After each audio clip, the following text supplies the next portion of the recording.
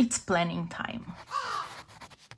Hello, welcome back to this channel, or welcome to this channel. My name is Jackie and I'm obsessed with planners and journals. Today I'm here to share with you a new type of video for this channel, and it is an experiment, so please bear with me and let me know your feedback and if you want to see more of these videos or not.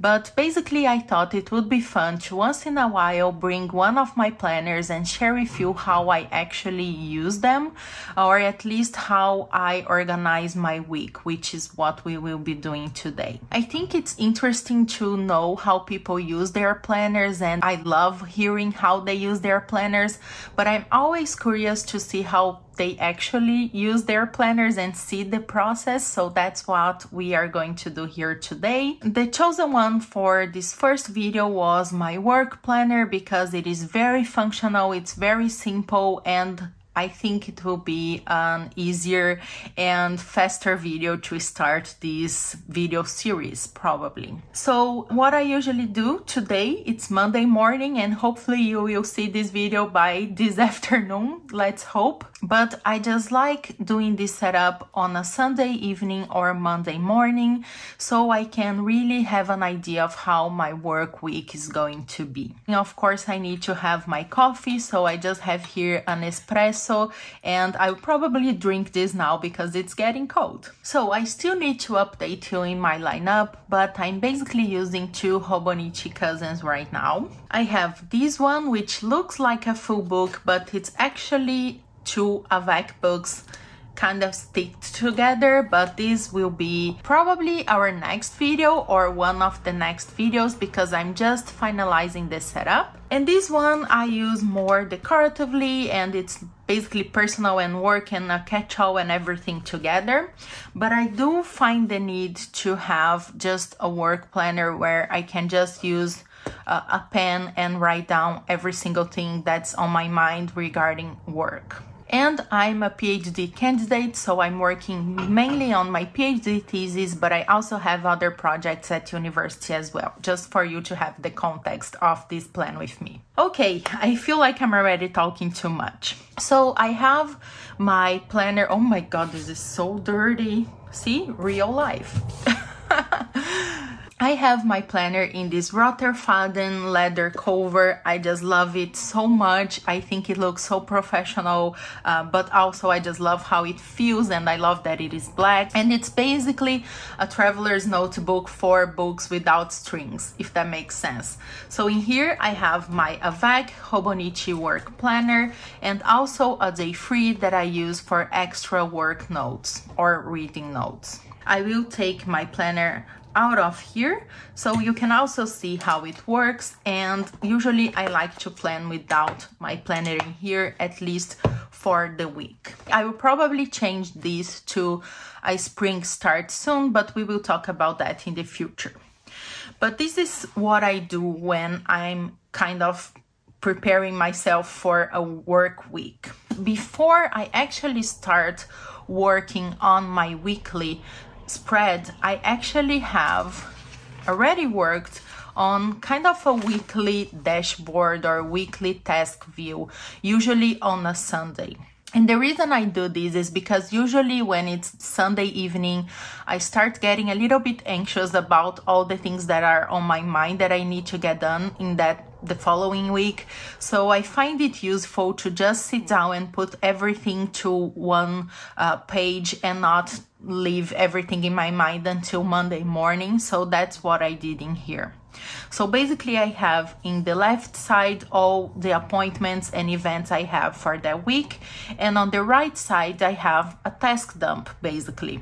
But here on top I like to mark down 2 or 3 priorities for that week, no more than 3.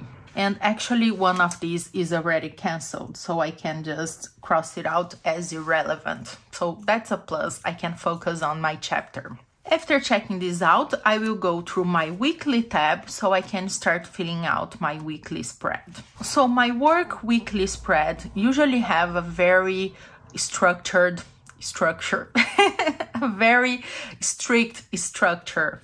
So basically here on the left column, I like to have the focus of the week. So I will just write it down. I already know it's going to be my chapter that I'm currently working on for my thesis. Then I also like to have a place for me to mark down all the events of the week.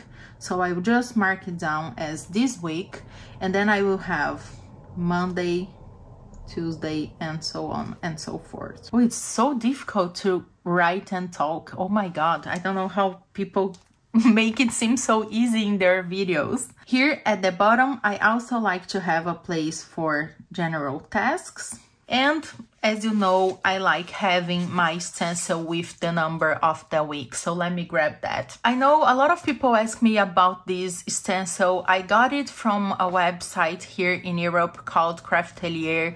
It was very cheap. I think it was about €2. I don't really know the brand, but I think it's Artemio or something like this. And I just love using it so much. I've been using it in all of my planners, because I just love seeing which week we are at very easily in this way. And I also love the look of it. So this is the 4th week of the year. Oh my God, already.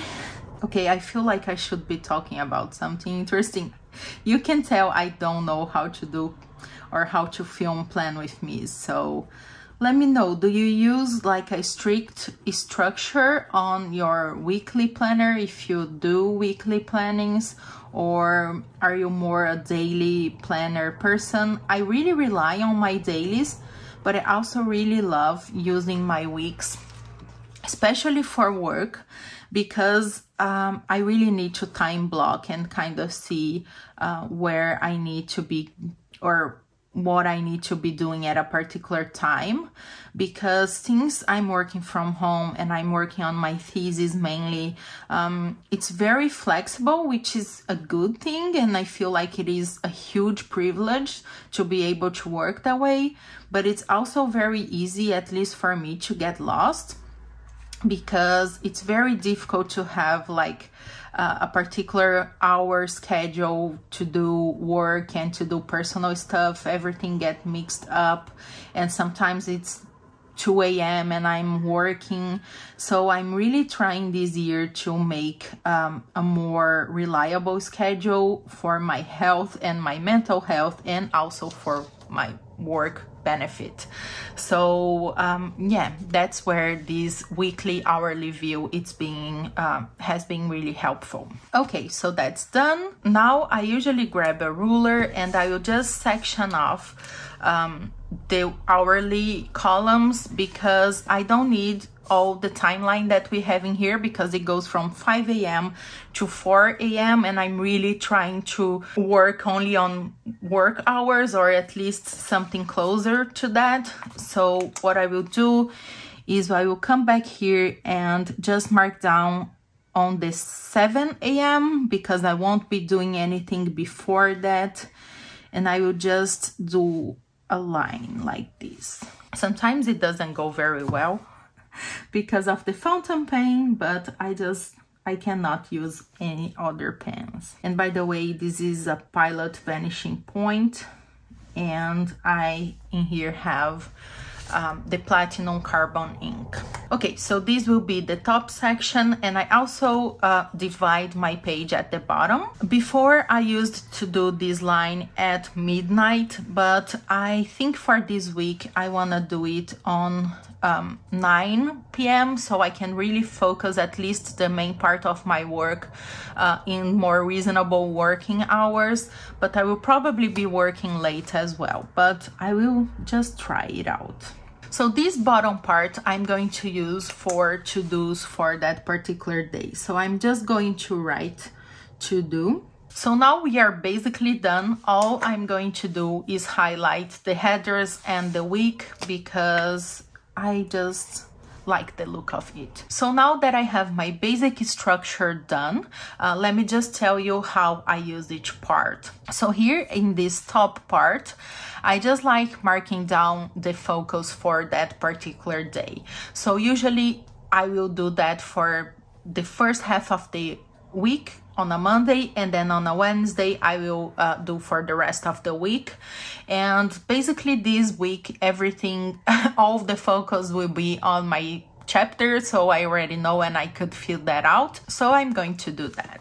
And I know this process can be really repetitive, but I think that's what works for me and makes me just want to focus and work and be more productive in a smarter way. And I still have a little bit of space here on top, and later on at the end of the day I will write down how I was feeling regarding my work for that particular day. Now I'm going to move to that weekly dashboard that I have here on the Sunday and start filling things out.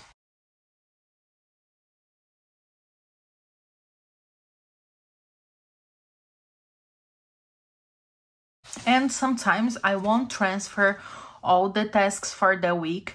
I love this repetitive process because it allows me time to reflect and decide what's really important, and that's what I like to transfer to this sidebar. And then I can always go back here and check if I need anything at all. The last thing I like to do before going through the dailies is just marking down here at the top when that weekly dashboard is. So it is on the 23rd of January. So I just have that in here. Now I would finally start time blocking all my tasks for the first half of the week, but since I have sensitive information I won't be able to do that here on camera. But this is basically how I set up my week. It usually takes way less time than it took me here because I was just trying to figure out, and to be honest I was a little bit scared or anxious about filming this process and not having much to say, so it took me a while, but it's something I can do in less than 10 minutes very easily and just put me in the right mindset to start my work week. I just love doing this. I've been loving it so far. It's helping me a lot, and I hope you enjoyed seeing this video. Let me know if it's interesting, if I should try to improve and keep up with these functional weeklies. Plan with me once in a while, not every week, because it would be super boring because it's basically the same, but I could do one for the Hobonichi weeks and also for my catch-all Hobonichi cousin. Just let me know. Thank you so much for watching, and I'll see you next Monday. Bye bye.